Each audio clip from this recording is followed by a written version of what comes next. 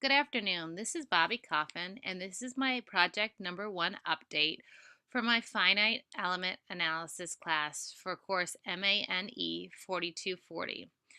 My project update is going to be on temperature distribution in the steady state heat conduction through zirconium dioxide on an Inconel 100 plate.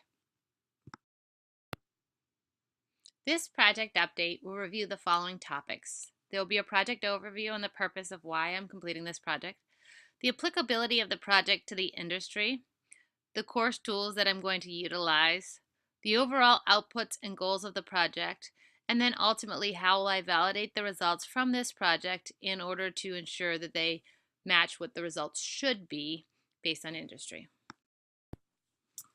The primary focus of this project will be to show the temperature distribution and the impacts of the thermal barrier coating for the zirconium dioxide on an Inconel 100 plate.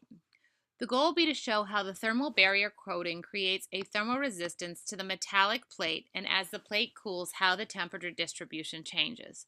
I'm also going to discuss possible stretch goals beyond looking at just a specific plate, but looking at applications on the next slide. I will now be discussing the applicability of the project. The application of this project is very applicable to the aerospace industry in which I work in. Specific components would be high pressure turbine blades or the liners of a combustion chamber. Both of those components within an engine deal with a thermal barrier coating on top of a metallic base. They both have impacts to engine run conditions and also impacts to the actual assembly process. Impacts on thermal barrier coatings come into play where they prevent oxidation, prevention to extreme temperatures, corrosion, and wear from pressure gases. This is something that was talked about a lot in the reading.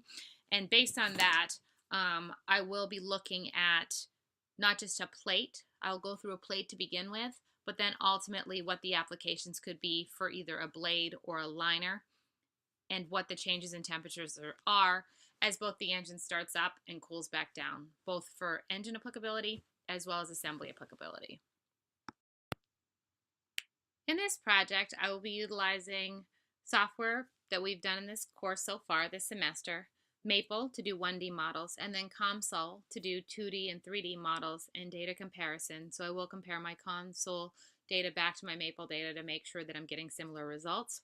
I will have steady state models. I will use ordinary differential equations to demonstrate the steady state conditions.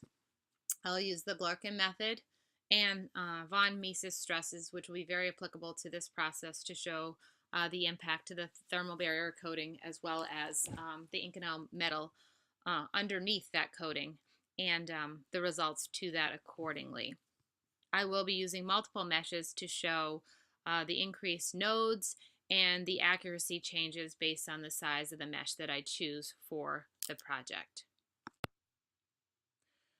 The overall outputs and goals of this project are to determine the temperature distribution on the Inconel 100 plate with the thermal barrier coating of the zirconium dioxide, the stresses on the plate due to the temperature impact, and to look at the blade shape with a TBC coating, a thermal barrier coating, and the differences between the temperature distribution. So I want to see what differences there are between a flat plate and then a curved blade, because there will be impacts according to the shape. And then look at the temperature impact of changing the coating thickness and the impact to the metallic base, right? So if you increase the size or the amount of the coating, how much will it impact the result of what that actual metallic base sees, that nickel base? And then ultimately, what would the ideal amount of coating be if you could live in a world where assembly and engine weight didn't matter?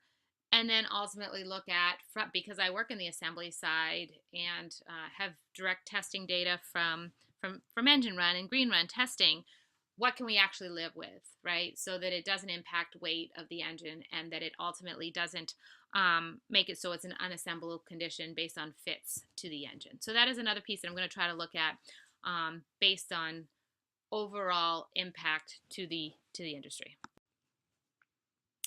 And the last part is the validation plan and how I'm going to validate the results that I get through my project to ensure that they're accurate and complete. So I'm going to compare the results from COMSOL models and data to the previous project that was completed last semester or last year. I'm going to verify the results to the data provided in the supporting documentation, right, through the International Journal of Innovation, Research and Science, which actually talks about it for gas turbine blades, and also the data in the thermal conductivity for the SciVerse Science Direct project. So I'm going to look at the supporting data that was provided, compare that to what I get, and hope the results match.